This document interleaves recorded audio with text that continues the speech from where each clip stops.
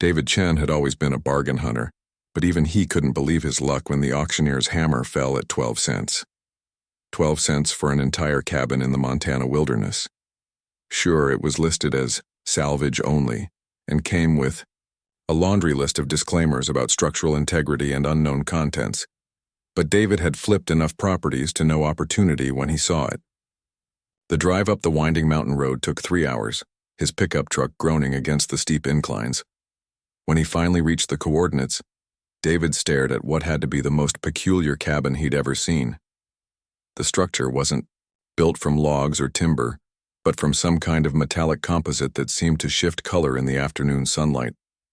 Hexagonal panels covered the exterior, and the windows, if they could be called windows, were perfectly circular and made of what looked like crystal.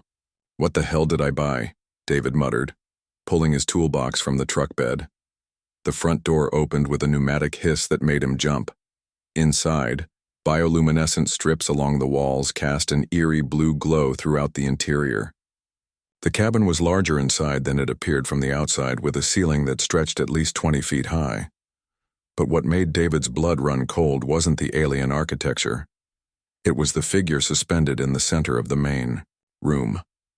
She hung motionless in what appeared to be a crystalline cocoon, her body easily 9 feet tall even in its curled position.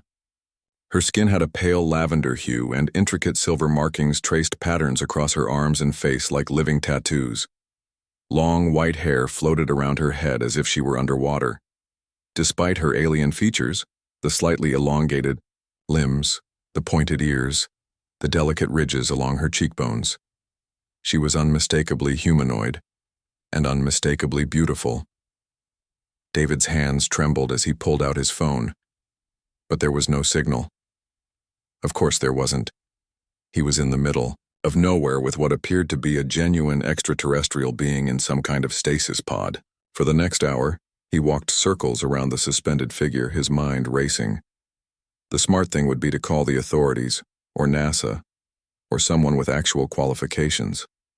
But David had spent his whole life watching others take credit for his discoveries. This was his find, his 12-cent miracle. As evening approached, the bioluminescent strips began to pulse faster. The crystalline cocoon started to crack, hairline fractures spreading across its surface like a spider web.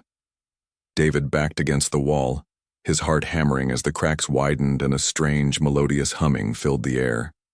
The cocoon shattered.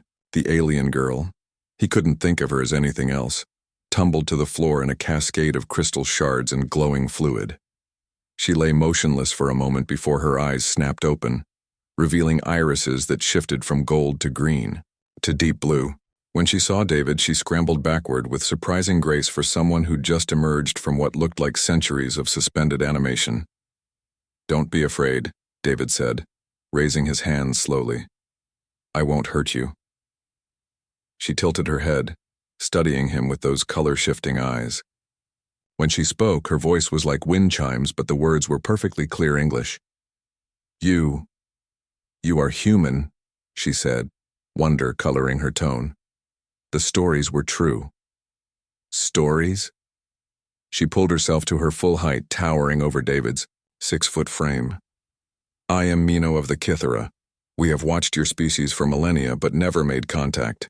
Your people are legendary among the star-faring races." David laughed, a slightly hysterical edge to the sound. "Legendary? Lady, I just bought you for 12 cents at a government auction.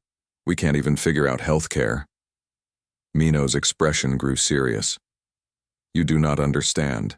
Humans are the only species in the known galaxy that possesses true adaptive resilience. When faced with impossible odds, other races surrender, flee, or perish. Humans find a way to survive and thrive. It is both terrifying and inspiring to the rest of us."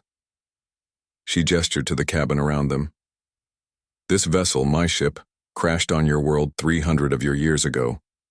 I entered stasis to await rescue, but my people believed me lost. Only a human would purchase unknown alien technology for 12 cents, and then calmly attempt to communicate with the occupant rather than flee in terror." David ran a hand through his hair. "So what now?" You need a ride to the nearest spaceport? For the first time, Mino smiled, and it transformed her entire face. My ship is damaged beyond repair with current Earth technology, but not beyond the ingenuity of human engineering. I have watched your species turn scrap metal into wonders, solve problems that stump civilizations far older than yours. You want my help fixing your ship?